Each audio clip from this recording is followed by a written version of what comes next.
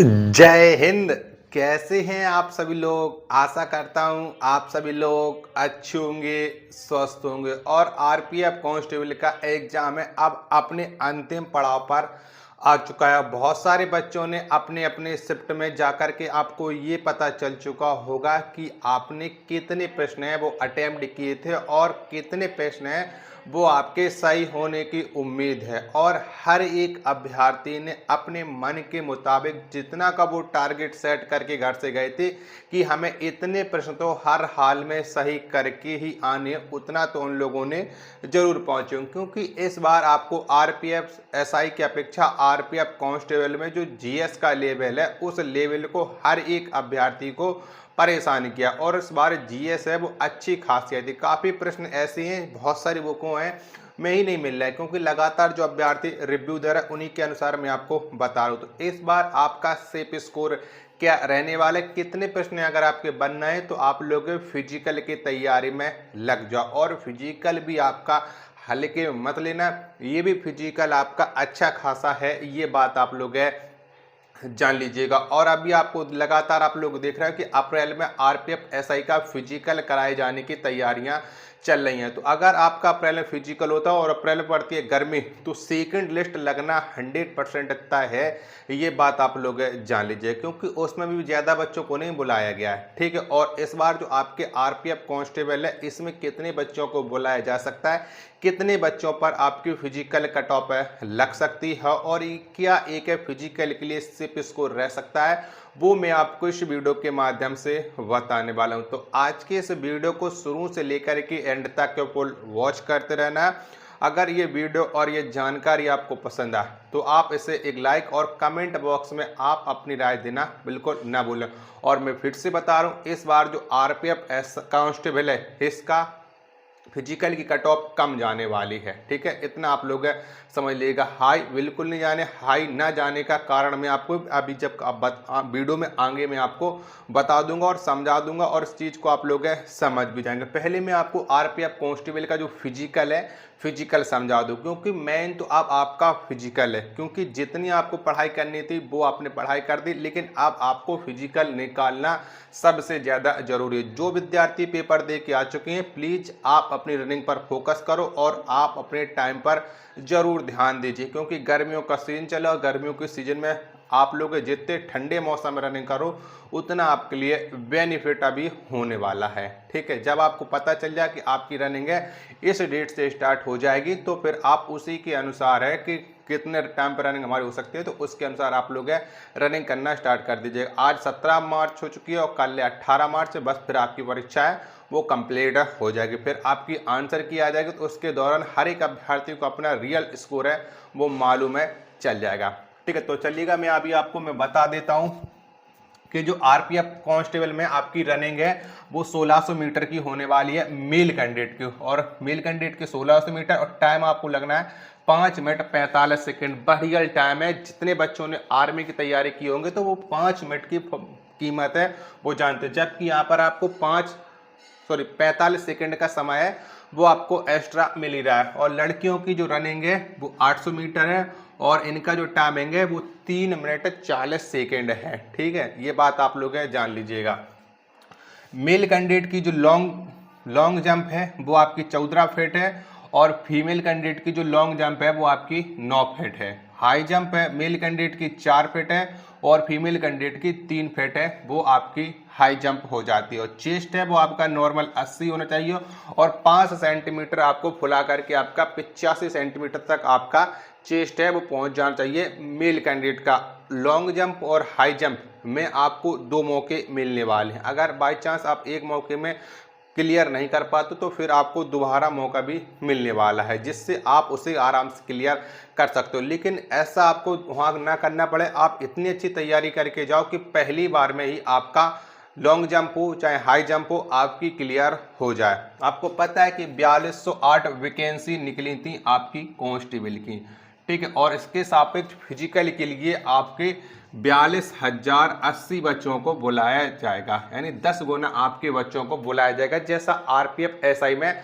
10 गुना बच्चों को निकाला गया। और इसमें देखो मैं रियलिटी बता रहा हूँ, इसमें नॉर्मलाइजेशन का एक अहम योगदान रहने वाला है। अभी जो एक स्कोर है, एक हर कैंडिडेट अपना अपना पता लगा चुका है कि हमारे इतने प्रश्न हैं वो सही बनना है और हम सेफ जोन में हैं। ठीक है, ये बात आप लोग जान लीजिएगा। ठीक है, चलो मैं अब आपको बता देता हूं कि अगर आपके इतने नंबर हैं तो आप अपने आप को सेफ जोन में समझो और लगातार आप अपने फिजिकल पर ध्यान दीजिएगा। जो मैंने आरपीएफ एसआई की जो आपको कट ऑफ बताई थी वो मैं आपको फिजिकल के लिए नहीं बताया था, मैंने उस वीडियो में भी बताया था कि मैंने ये कट ऑफ आपको फाइनल के हिसाब से बताया, क्योंकि फिजिकल से ये डिपेंड नहीं करता है कि आपका फाइनली सिलेक्शन हो गया। वो जो फाइनल कट ऑफ लगती है उसमें आपको पता होना चाहिए कि आप फाइनल सिलेक्शन के बिल्कुल करीब पहुंच चुके हैं, फाइनल सिलेक्शन आपका हो ही गया है। ठीक है, तब की बात आप समझा करो। लेकिन बहुत सारे लोग ऐसे हैं जो पहले डिसाइड कर लेते हैं कि नहीं हमारा नहीं।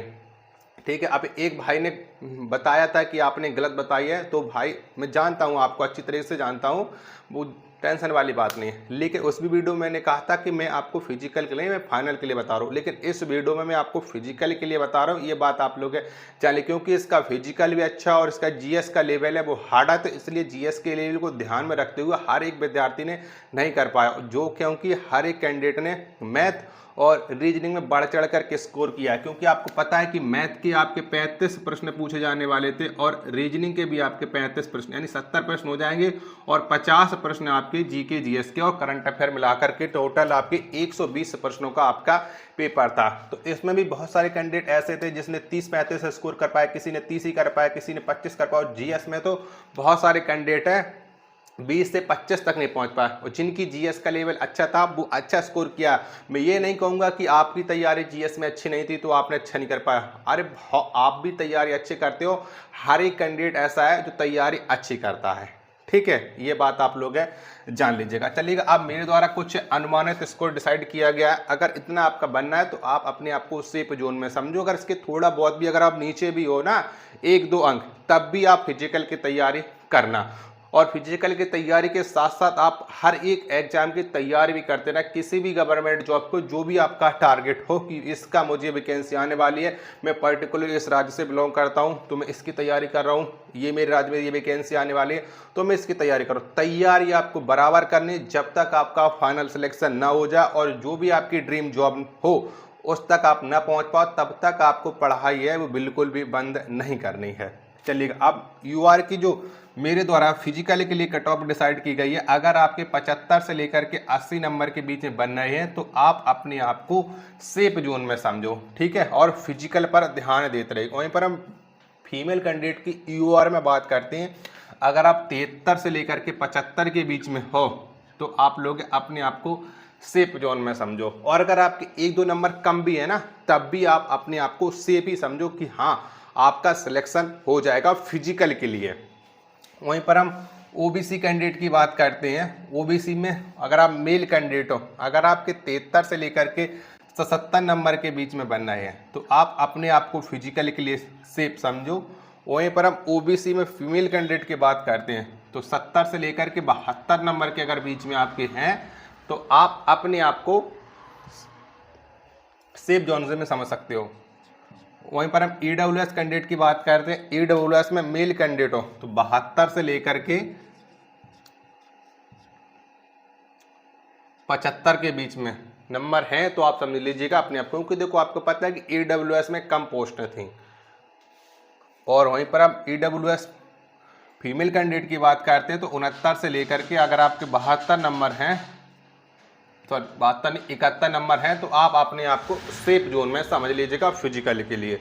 वहीं पर हम एससी की बात करते हैं, एससी में जो मेल कैंडिडेट अगर 78 से लेकर के 73 तक हैं तो आप अपने आप को सेफ समझो। और एसटी कैंडिडेट में जो मेल कैंडिडेट है 66 से लेकर के 70 नंबर के बीच में है तो अब आप अपने आप को सेफ जोन में समझ सकते हो और फिजिकल की तैयारी करते रहिए। वहीं पर हम एससी की बात करते हैं, फीमेल कैंडिडेट में 65 से लेकर के 67 तक तो आप अपने आप को सेफ समझ सकते हो।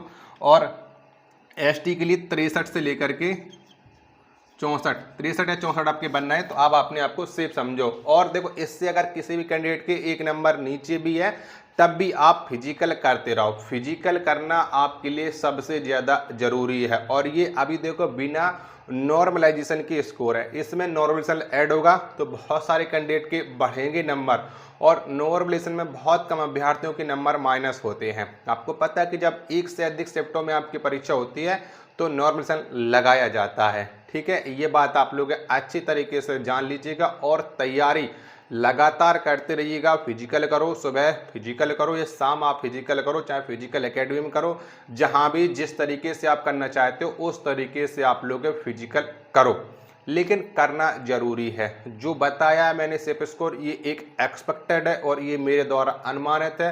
अगर इतने आपके बनना है तो आप अपने आप को सेफ जोन में समझ लीजिएगा और फिजिकल पर मेहनत करते रहिएगा। और आरपीएफ एसआई का भी फिजिकल बहुत ही जल्दी होने वाला है, ये बात आप लोग जान लीजिएगा।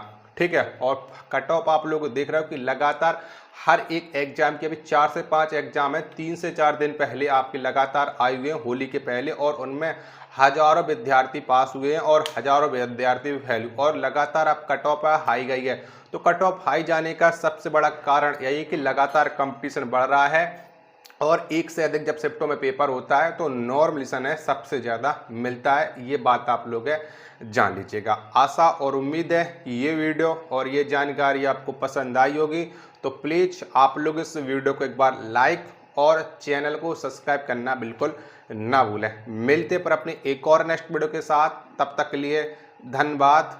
जय हिंद, वंदे मातरम।